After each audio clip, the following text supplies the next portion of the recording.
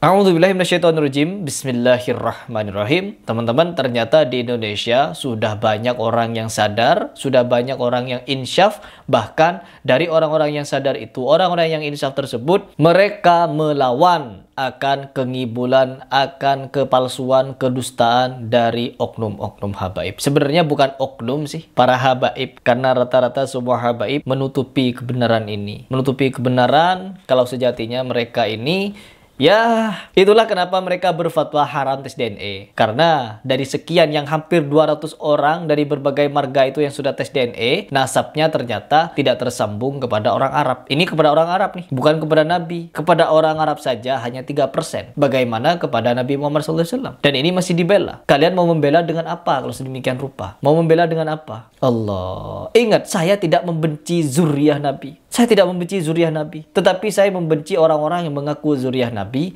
tetapi mereka ini menghalalkan segala cara untuk menutupinya. Diajak tes DNA tidak mau. Mau, harusnya mau. Agar apa? Agar kita itu bisa sadar harus bagaimana menyikapinya. Bagaimana menyikapinya. Allah. Baik, kita pembukaan. Langsung simak seperti apa tanggapan atau pernyataan dari salah seorang kiai mengenai habaib ini. Ya, mengenai habaib yang sedemikian ngeyel ini. Kalau saya mah tidak yakin kalau mereka akan legowo ya. Sebab legowo itu membutuhkan kekosongan hati, membutuhkan kebesaran jiwa. Betul. Sampai hari ini saya tidak melihat rata-rata para habaib itu orang yang legowo, tidak melihat saya. Karena apa? Mungkin bisa jadi mereka sudah terlalu lama dininabubukan dengan kenangan-kenangan indah masa lalu. Ya. Karena dari tadinya yang dibangun adalah tentang kita ini adalah dzurriyyah Nabi. Ya. Sehingga setiap berbicara Ahlul Bait merasa dirinya adalah orang yang paling dzurriyyahnya. Kan begitu. Benar. Betul, Benar. Betul, betul. Apa yang terjadi kemudian? Memanfaatkan agama untuk kepentingan-kepentingan mereka. Ya. Yang saya khawatirkan justru terjadi pencucian otak kepada orang-orang yang kosong model kita begini nih. Dengan menggunakan doktrin-doktrin atau pembelokan-pembelokan hadis yang berkaitan tentang dzurriyyah Nabi Shallallahu Alaihi Wasallam. Kemudian apa yang dibangun narasinya? Yang dibangun narasinya itu begini nih. Barang siapa meragukan tentang dzurriyyah Nabi, tidak percaya, memutuskan, maka dia tidak percaya adanya aulia Allah. Yaitu seolah-olah para habaib ini wali semua.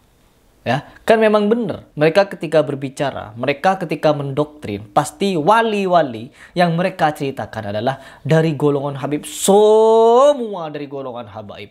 Yang menurunkan rantai emas dari habaib, yang mi'raj 70 kali dari habaib, yang bisa terbang. Hei anak-anakku, sudah sampai mana ilmu kalian? Coba dong terbang satu-satu. Waduh, nembus atap, nembus langit, terbang satu-satu. Oh, stop, turun.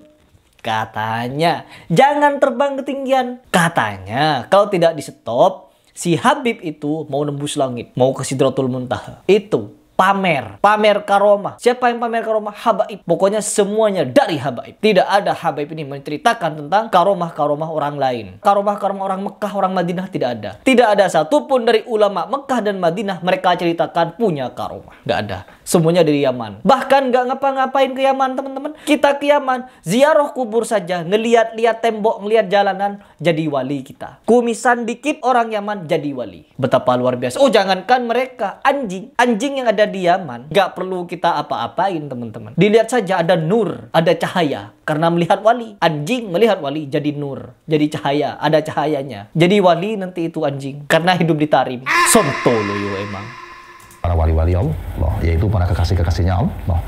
Nah, barang siapa tidak percaya kepada aulinya Allah, maka dia tidak percaya kepada kebesarannya Allah. Perang nanti. Atau bahasa yang sejenis lah ya. Barang siapa tidak percaya kebesaran Allah, maka dia berarti menolak, berarti dia bermusuhan atau memusuhi Allah. Barang siapa memusuhi Allah, maka dia seolah-olah mengajak perang. Wah, yang diajak perang Allah lagi.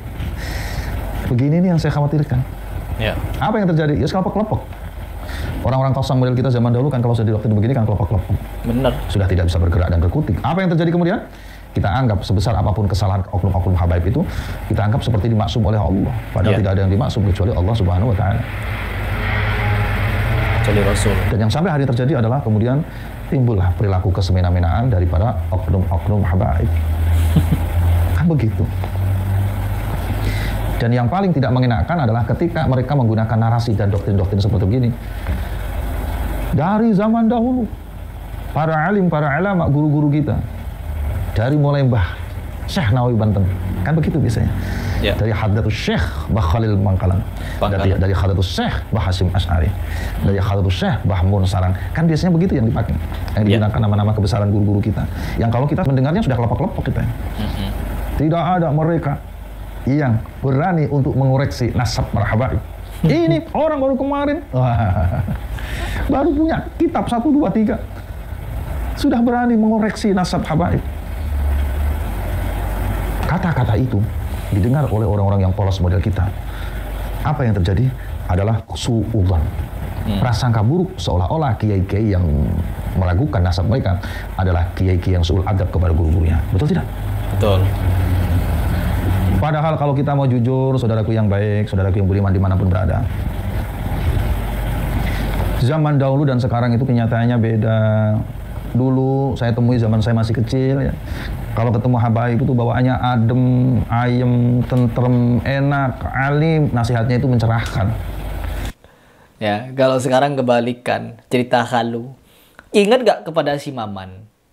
Ceritanya begitu-begitu. Si Maman itu pedagang apa namanya? Pedagang keliling, pedagang kacang keliling. Dia itu masuk surga gara-gara apa coba? Gara-gara ngasih kacang. Gara-gara ngasih kacang ke habaib. Habaib malakin si Maman. Man, anter ke rumah man. Kacangnya, diantar sama si Maman teman-teman. 1 gerobak dikasih ke habaib. Gitu setiap malam. Akhirnya apa? Barang dagangan si Maman tidak ada yang laku. Dipalakin Habib terus. Dan pada ujung-ujungnya meninggal Maman teman-teman. Terus kata si Habib, saya tahu man, kalau kamu itu orang yang malas ibadah. Orang tidak pernah sholat. Orang yang hobi bermaksiat. Orang yang hobi melanggar aturan Allah. Tapi man, karena engkau cinta kepada habaib, maka kamu gak perlu jawab apa-apa ke malaikat man. Tinggal kasih nih, dikasih tiket sama si Habib, ditaruh belakang kepala. Akhirnya apa? Si Maman plus masuk surga tanpa hisab. Tepuk tangan untuk Habib. Top Beb ya. Karena di Indonesia banyak orang lugu Beb. Lanjutkan doktrin kalian sampai mereka itu menjadi budak-budak kalian. Budak apa? Yang selalu gulu kepada kalian, cinta kepada kalian, cinta buta. Tuli pula. Kebenaran ada depan mata, mereka masih tidak mau tahu akan kebenaran. Oke, semoga semakin banyak orang yang sadar ya. Semakin banyak kiai-kiai seperti ini sadar, maka semakin banyak orang tercerahkan. Terutama para orang-orang awam yang ada di daerah-daerah tersebut. Ya, bravo untuk kiai yang berani berspeak up seperti ini. Sehingga apa? Banyak dari kalangan kita yang masih awam-awam tercerahkan dari gulu-gulu, dari doktrin-doktrin yang menyimpang sedemikian rupa itu.